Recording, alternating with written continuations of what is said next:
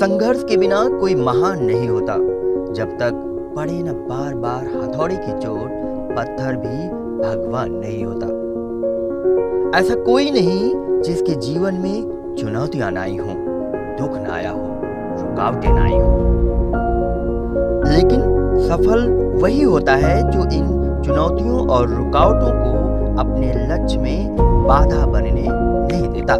मैं ओमकार पुष्कर, आज हम आपको एक ऐसी ही महान शख्सियत से मिलवाने जा रहे हैं जिनका पूरा जीवन ही प्रेरणादायक है। हम बात कर रहे हैं किंग जॉर्ज चिकित्सा विश्वविद्यालय के मुख्य चिकित्सा अधीक्षक और यूरोलॉजी विभाग के head of department professor Satyanarayan Sankhar sir की।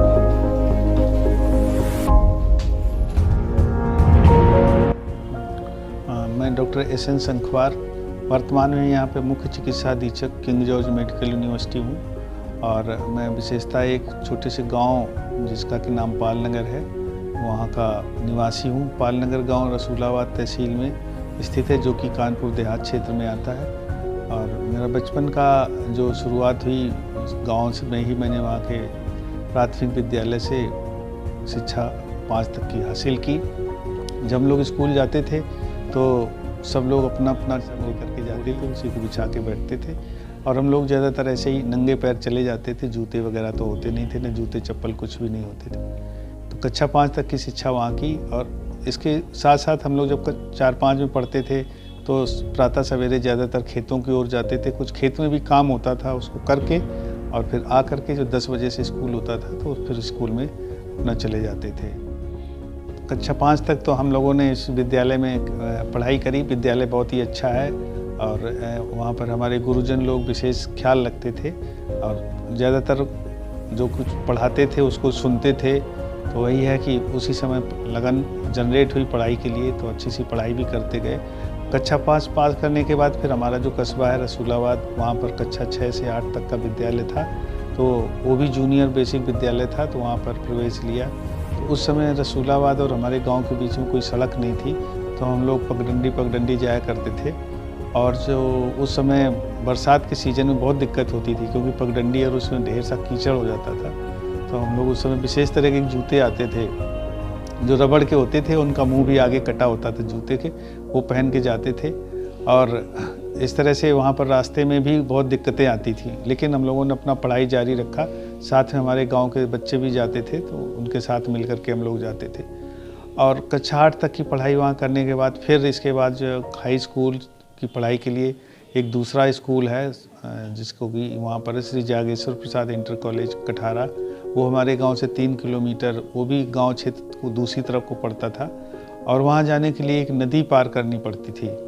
तो हम लोग जब जाते थे तो फिर उसको जूते अपने उतार के हाथ में लेके पजामा पहनते थे, पैंट नहीं पहनते थे, तो पजामा को ऊपर खिसक करके नदी को पार करके तब स्कूल जाया करते थे। लेकिन बरसात के सीज़न बहुत दिक्कत होती थी क्योंकि उस समय जो है पानी आ जाता था उसमें और पार करना मुश्किल भी होता था।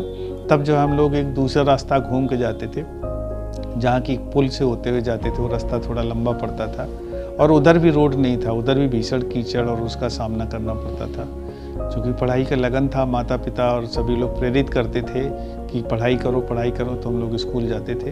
वहाँ तन्मयता से पढ़ाई करते रहे और वहाँ पर मैंने विद्यालय में प्रथम स्थान हासिल किया। प्रथम श्रेणी में प्रथम स्थान जागेश्वर प्रसाद इंटर कॉलेज कठारा कानपुर देहात में। इसके बाद हुआ कि और अच्छे स्कूल में जाया जाए, तो हम लोग पहले तो ये जो था एक RPS इंटर कॉलेज रूरा में, वहाँ पर एडमिशन के लिए गए। मेरा रुचि बायोलॉजी क्षेत्र में था, तो वहाँ पर जब हम पहुँचे तो देखा कि वहाँ तो हड़ताल हो गया, घंटा बजा के स्टूडेंट भाग गए, कॉलेज खाली हो गया।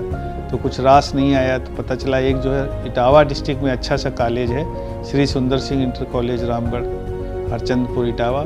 तो हम अपने ताऊ जी के साथ वहाँ पहुँचे, तो वहाँ फिर देखा प्रिंसिपल साहब ने हमारा मार्कशीट देखा और देखा कि इनका तो कई विषय में डिस्टिंक्शन भी है। तो फिर उन्होंने प्रेरित किया कि आप हमारे यहाँ एडमिशन लें, और उन्होंने एडमिशन करवाया और छात्रावास भी दिलाया। तो उस तत्कालीन प्रिंसिपल श्री रघुनाथ सिंह तोमर जी थे, तो उन्होंने एडमिशन के बाद हॉस्टल में रूम दिला करके और प्रेरित किया कि आप पढ़ाई करें। वो इंटर कॉलेज बहुत ही अच्छा था, वहाँ के गुरुजन भी बहुत ही पढ़ाई में अच्छे से लगे रहते थे और छात्रों को भी प्रेरित करते थे।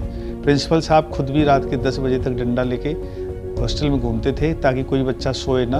यदि कोई बीमार होता था तो उसका विशेष ख्याल रखते थे, अन्यथा सोए ना। 4 बजे वो चपरासी बेच के सारे बच्चों को जगवाते थे और फिर 5 बजे खुद छड़ी लेकर के आते थे कि देखें कोई बच्चा ऐसा तो नहीं सो रहा है। तो उन्होंने वहाँ पर पढ़ाई का जो जोश भर रखा था छात्रों में, वो बहुत ही अच्छा था और वहाँ के कई छात्र अच्छी अच्छी प्रतियोगिताओं में अच्छा स्थान प्राप्त करते हैं। इंटरमीडिएट के एग्ज़ाम में मैंने भी वहाँ पर जो है प्रथम श्रेणी प्राप्त की। हमारा 3 विषय में डिस्टिंक्शन था और साथ ही साथ वहाँ जो हमारे गुरुजन थे उनके सहयोग से, उनके आशीर्वाद से मैंने लग करके CPMT का भी तैयारी करा।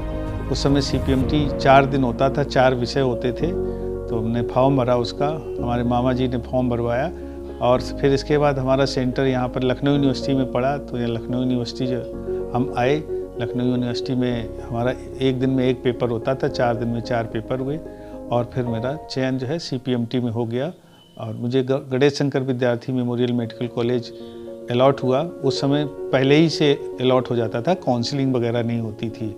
एक बात याद दिलाते चलें कि हमने कभी कोचिंग नहीं करी, कोचिंग की आवश्यकता ही नहीं पड़ी। वो गुरुजनों ने इतना अच्छा वहाँ पे पढ़ाया था कि बिना कोचिंग के ही मेरा सिलेक्शन CPMT यानी कि MBBS में हो गया। फिर मैं कानपुर मेडिकल कॉलेज से MBBS किया और मेहनत से पढ़ाई करता रहा। तो जितने भी सेमेस्टर एग्ज़ाम होते थे या जितने भी प्रोफेशनल एग्ज़ाम होते थे, सभी में मेरे बहुत ही अच्छे अंक आते रहे और इस तरह से बिना किसी प्रयास, बिना किसी अटेम्प्ट के, बिना किसी फेल हुए मैंने MBBS में एक बार में ही सारी परीक्षा पास कर ली। फिर इसके बाद इंटर्नशिप का नंबर आया तो इंटर्नशिप करी वहीं से और इसके बाद फिर पोस्ट ग्रेजुएट करने का आया। तब उस समय में जो पोस्ट ग्रेजुएट एग्ज़ाम नहीं होता था, मेरिट के हिसाब से भी MD MS में प्रवेश मिलता था, तो मुझे भी मेरिट के हिसाब से ही प्रवेश मिला। मेरे अंक अच्छे थे तो मुझे master in general surgery MS में प्रवेश मिल गया। ये कोर्स 3 साल का होता है। मैंने कानपुर से ही लग करके MS करा और जो है अच्छे उसमें भी अंक पास किए, तो एक ही प्रथम प्रयास में ही उसमें भी निकल गए। हमने अपनी पढ़ाई को विशेष ध्यान रखा। उस समय हमारे पास 2 पैंट शर्ट ही होते थे, लेकिन हम 2 पैंट शर्ट से ही अपना काम चलाते थे। वो तो दीगर बात होती थी कि क्या पहने, लेकिन पढ़ाई में कभी पीछे नहीं रहे और हम ऐसा अच्छे दोस्त बनाए, ऐसे दोस्त जो कभी नशा इस तरह की कोई कार्य नहीं करते थे, वो पढ़ाई में ध्यान रखते थे। तो उस सब का परिणाम ये हुआ कि हमारा MBBS और MS कानपुर से अच्छे से पूरा हो गया। इसके बाद मुझे उत्तर प्रदेश गवर्नमेंट में जॉब मिला, तो मैंने 2-3 महीने यहाँ CSC औरैया इटावा डिस्ट्रिक्ट में था उस समय, वहाँ पर कार्य किया। लेकिन पढ़ाई की और लगन होने की वजह से मैंने फिर देखा कि कानपुर मेडिकल कॉलेज में सीनियर रेजिडेंट का पद खाली हुआ है। मैंने वहाँ प्रयास किया तो गुरुजनों ने फिर मेरे को वहाँ पर उसमें स्थान दे दिया, तो मैंने सीनियर रेजिडेंटशिप का ज्वाइन कर लिया और 3 साल में फिर वो सीनियर रेजिडेंटशिप करा। इसी बीच में यूरोलॉजी का तैयारी करता रहा, MCH यूरोलॉजी हेतु। तो वहाँ तैयारी करने हुए मेरा चयन संजय गांधी PGI में यूरोलॉजी में सीनियर रेजिडेंट के रूप में हो गया, तो मैं संजय गांधी PGI आ गया और यहाँ भी अपनी कर्मठता और लगन के साथ लगा रहा। यूरोलॉजी बहुत कुछ सीखा। फिर MCH पाठ्यक्रम हेतु मेरा सिलेक्शन PGI चंडीगढ़ में हो गया। PGI चंडीगढ़ में 3 साल का कोर्स था, मैं वहाँ भी तन्मयता से लगा रहा और वो 3 साल का कोर्स मेरा वहाँ भी प्रथम प्रयास में पूरा हो गया। खूब मेहनत करनी पड़ती थी। हम लोग सवेरे 6:30 बजे पहुँच जाते थे हॉस्पिटल और रात को 11 बजे आते थे। हॉस्पिटल कैंपस में बहुत ही अच्छी सुविधाएं थी, खाने पीने की सारी व्यवस्थाएं थी, तो हम लोग रेजिडेंट डॉक्टर बहुत ही अच्छे से लगे रहते थे। मरीजों की सेवा हम लोग प्राथमिकता में रखते थे, साथ ही साथ अध्यापन भी। तो इस तरह से हमारा MCH यूरोलॉजी जैसे ही पूरा हुआ वहाँ से, तो मुझे फिर क्रिश्चियन मेडिकल कॉलेज वेल्लोर में लेक्चरर के पद के लिए बुलावा आ गया, तो मैं फिर वहाँ जा कर के ज्वाइन कर लिया बिना किसी समय बर्बाद किए हुए। क्रिश्चियन मेडिकल कॉलेज लुधियाना में मैं यूरोलॉजी विभाग में असिस्टेंट प्रोफेसर हो गया। तो वहाँ क्रिश्चियन मेडिकल कॉलेज लुधियाना में बहुत ही अच्छी कार्य प्रणाली थी। सवेरे 8 बजे से क्लासेस, OT सारा सब कुछ शुरू हो जाता था। मैं भी उसमें प्रतिभाग करता था और शिक्षण कार्य में भी रुचि लेता था।